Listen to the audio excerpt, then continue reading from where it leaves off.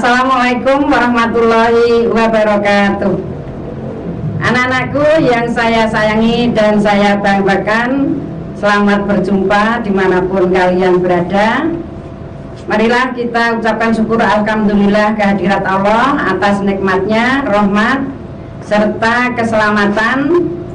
Salam sehat dan jangan lupa laksanakan protokol kesehatan. Marilah pada kesempatan kali ini kita awali dengan berdoa menurut agama dan kepercayaan kita masing-masing. Mulai. Selesai. Pada kesempatan ini Ibu mau menyampaikan materi PPKN semester 1 kelas 9 bab kedaulatan negara kesatuan Republik Indonesia dengan materi pokok hakikat dan teori kedaulatan rakyat. Materi hakikat dan teori kedaulatan rakyat ini sesuai dengan kompetensi dasar yang kalian kuasai, yaitu memahami ketentuan tentang bentuk dan kedaulatan negara sesuai dengan Undang-Undang Dasar Negara Republik Indonesia tahun 1945. Sedangkan tujuan yang akan kalian kuasai dengan melalui tayangan video dan menyimak video nanti, bahwa anak-anak diharapkan untuk dapat pertama, mengidentifikasikan syarat-syarat unsur berdirinya sebuah negara merdeka. Yang kedua, mendeskripsikan pengertian kedaulatan. Yang ketiga, menjelaskan 4 sifat kedaulatan. Yang keempat, menyebutkan dan dari bentuk macam kedaulatan. Dan yang terakhir, mengidentifikasikan macam-macam teori kedaulatan. Untuk menyemangati kalian belajar pada saat ini, marilah kita bersama-sama menyanyikan lagu wajib nasional, yaitu dari Sabang sampai Merauke.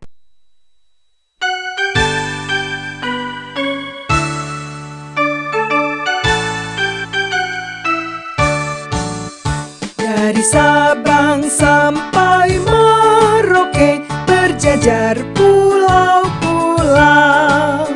sambung menyambung menjadi satu, itulah Indonesia.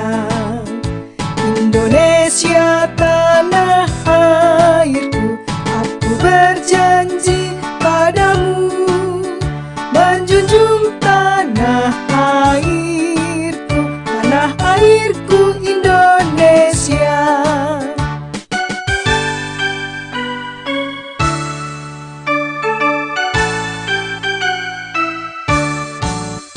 Dari Sabang sampai Merauke berjajar pulau-pulau, sambung menyambung menjadi satu, itulah Indonesia. Indonesia tanah airku, aku berjanji padamu menjunjung tanah airku Indonesia. Anak-anak, setelah kalian menyanyikan lagu dari Sabang sampai Merauke, ini bisa menanamkan rasa cinta kita kepada bangsa dan tanah air Indonesia ya anak. Coba sekarang kalian lihat, di situ ada gedung DPR, MPR yang ada di Senayan, Jakarta. Yang kedua adalah gambar. Ya, sekarang anak-anak mengamati gambar alur dari proses pelaksanaan pemilu. Sekarang setelah anak-anak mengamati kedua gambar tersebut, dari gedung MPR DPR dan dari alur proses pemungutan suara dalam pemilu, akan menggali beberapa informasi yang kalian ingin tahu lebih banyak tentang kedaulatan rakyat. Sekarang kita sampailah pada materi Apa itu kedaulatan? Dari sejarahnya kita anak-anak, secara de facto Indonesia itu merdeka itu tanggal 17 Agustus 1945. Tetapi secara de jure yang memenuhi syarat dari pemerintahan yang berdaulat itu 18 Agustus 1945. Kita mengingat anak-anak, dari unsur atau berdirinya sebuah negara itu diantaranya, satu, harus punya wilayah, dua, harus punya rakyat atau penduduk, yang ketiga, harus ada pemerintahan yang berdaulat. Inilah yang dimaksud dengan terkait dengan kedaulatan rakyat. Jadi pemerintah berdaulat ini juga merupakan syarat berdirinya sebuah negara. Itu tadi yang disebutkan syarat konstitutif atau mutlak yang harus dipenuhi sebuah negara itu merdeka. Sedangkan syarat deklaratif yaitu adanya pengakuan dari negara lain. Ini penting karena negara kita itu tidak bisa lepas, harus kerjasama dengan negara lain. Sekarang pengertian kedaulatan itu sendiri, kedaulatan itu berasal dari bahasa Arab daulah.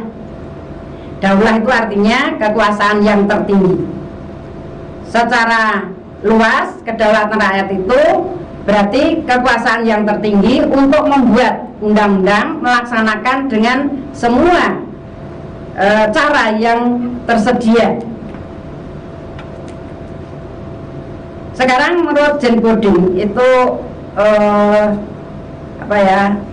tokoh dari Prancis dari tahun 1500-an itu menyampaikan teori bahwa kedaulatan itu ada empat pokok sifat. Yang pertama itu asli, yang kedua permanen, yang ketiga tunggal, yang keempat tidak terbatas. Yang dimaksud asli itu bagaimana? Yaitu kekuasaan tidak berasal dari kekuasaan lain yang lebih tinggi. Sedangkan permanen, kekuasaan itu tetap selama negara itu berdiri. Siapapun pemimpinnya, pemerintahnya, jadi negara itu tetap memiliki kekuasaan.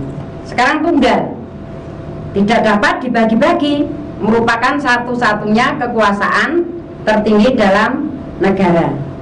Yang keempat, tidak terbatas, artinya kekuasaan itu tidak dibatasi oleh kekuasaan lain.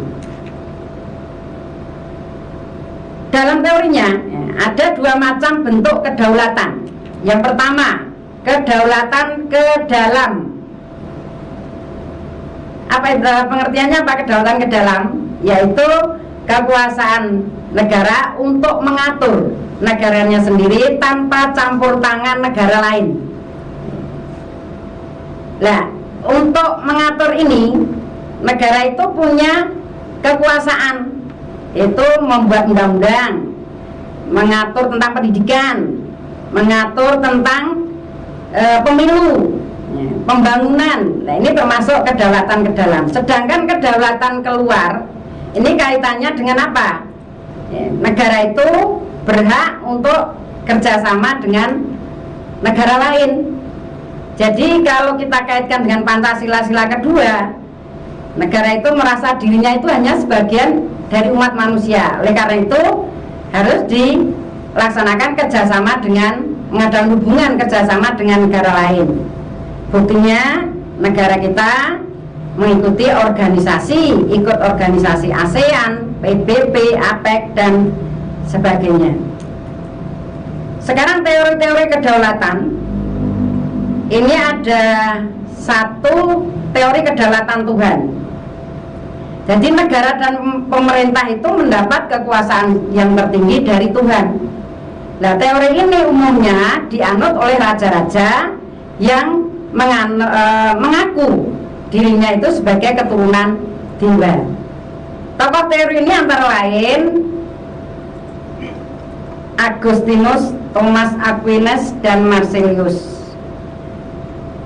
Yang kedua, teori kedaulatan raja, di mana kekuasaan tertinggi terletak di tangan raja sebagai penjelmaan kehendak Tuhan.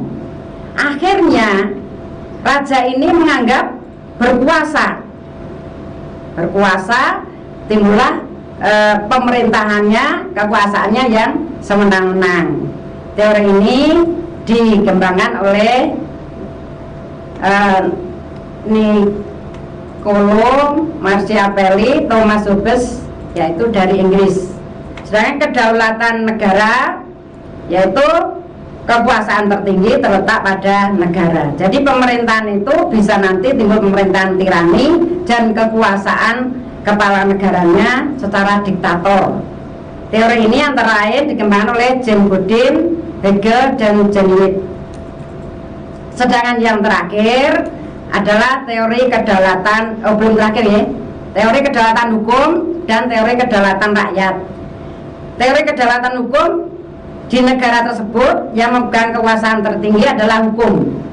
Jadi negara itu memiliki hak untuk melindungi hak-hak warga negara dalam mewujudkan kesejahteraan umum. Teori ini antara lain dikembangkan oleh Krabe, Immanuel Kant, Leon Duquesne. Sedangkan yang terakhir kedaulatan rakyat. Jadi pemegang kekuasaan tertinggi negara itu di tangan rakyat. Nah ini sesuai dengan teori pemerintahan yang demokrasi. Demokrasi pemerintahan dari rakyat, oleh rakyat, dan untuk rakyat. Baik itu demokrasi langsung maupun demokrasi tidak langsung. Teori ini dikembangkan antara lain oleh J.J. Rousseau, John Locke, dan Montesquieu. Lanjut, dari teori tersebut, menurut Montesquieu, dengan ajaran yang terkenal dengan trias politika, agar kekuasaan dalam negara itu tidak terpusat pada seseorang, maka di dalam pembagian kekuasaan terpisah ada 3. Yang pertama, legislatif, yaitu kekuasaan untuk membuat peraturan perundang-undangan. Kalau teori ini sampai di Indonesia, itu tidak terpisah. Siapa, lembaga apa yang membuat peraturan perundang-undangan? Yang terlibat di sini adalah 1, lembaga DPR, yang kedua presiden. Sedangkan yang kedua, teori eksekutif, itu kekuasaan untuk melaksanakan peraturan perundang-undangan. Kalau sampai di Indonesia ya itu yang memegang adalah presiden dibantu oleh para menteri. Yang terakhir adalah yudikatif, yaitu kekuasaan untuk menegakkan, mengawasi pelaksanaan peraturan perundang-undangan yang berlaku. Jadi siapa yang melanggar perundang-undangan itu akan ditegakkan. Ini disinilah ada kekuasaan kehakiman. Ada Mahkamah Agung, Mahkamah Konstitusi, Komisi Yudisial, dan sebagainya. Terima kasih anak-anakku semuanya. Semoga apa yang saya sampaikan tadi bermanfaat dan kalian bisa memahaminya. Ya, kita tutup dengan Alhamdulillahirabbil alamin. Saya akhiri, wassalamualaikum warahmatullahi wabarakatuh.